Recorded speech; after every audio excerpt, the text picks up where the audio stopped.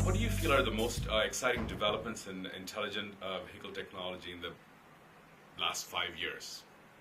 Oh, it's clearly the strong move towards self-driving cars, which has been an idea that's been out there since for about 70 years, but research I've been involved in since the early 90s when Federal Highways had a program in that area, and I was the task.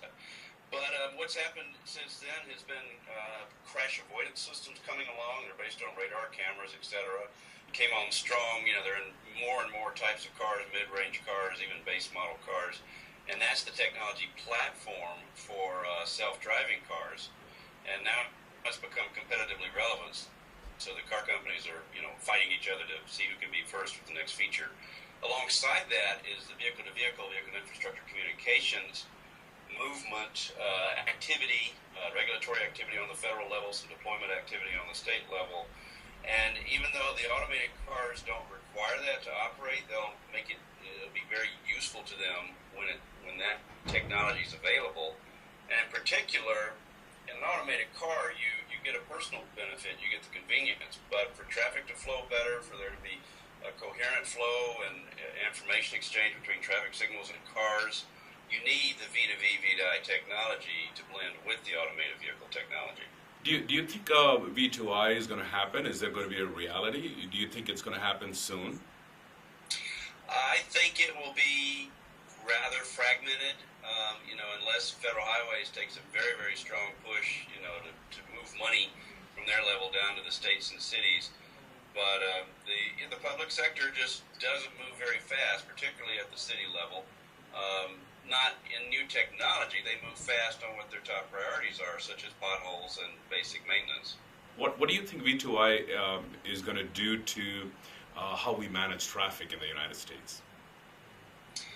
I think with V2I, we're going to see a more intelligent interaction between the cars of the traffic stream and the signal controllers.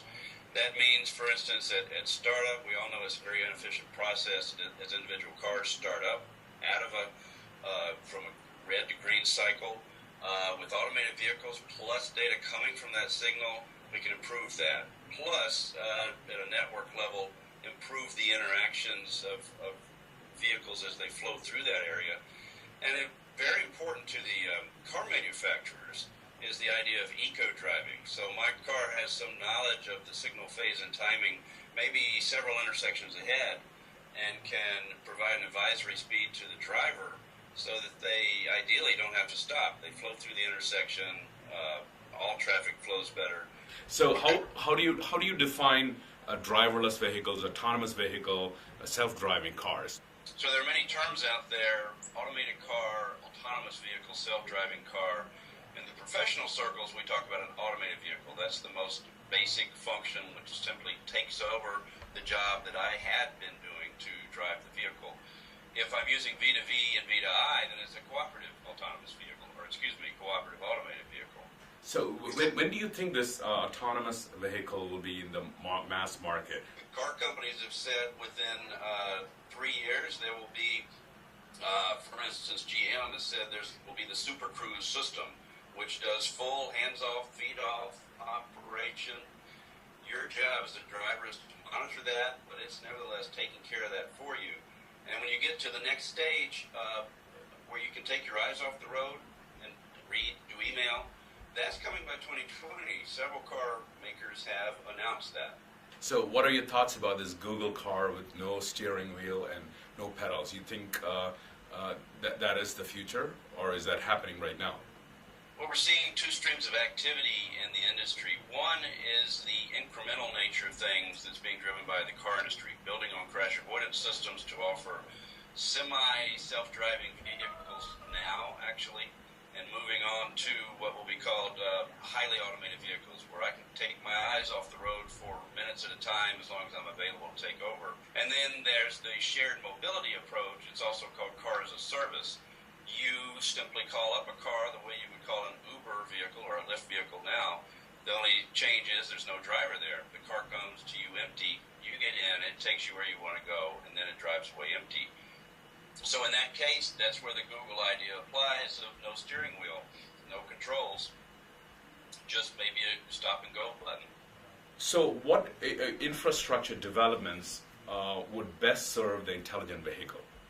The car industry is very interested in getting better data from the infrastructure players, the road operators. Some of this data could flow through the cellular network, up to the cloud, down to the car. Other data needs to flow directly from the traffic signals, such as I to V signal phase and timing data. So in the ideal world, and I know we're not there yet, in the ideal world, the state agency, the city agency would have complete knowledge of everything happening on their roads in terms of work zones, in terms of traffic signal data. That would all be uploaded to the cloud, and then cars could pull that data down as they approach an area and have a more robust system operation.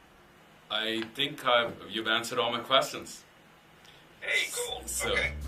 Really appreciate you taking the time to share some information with me. I'm sure our viewers are going to be really excited to hear from someone with your information and thought leadership.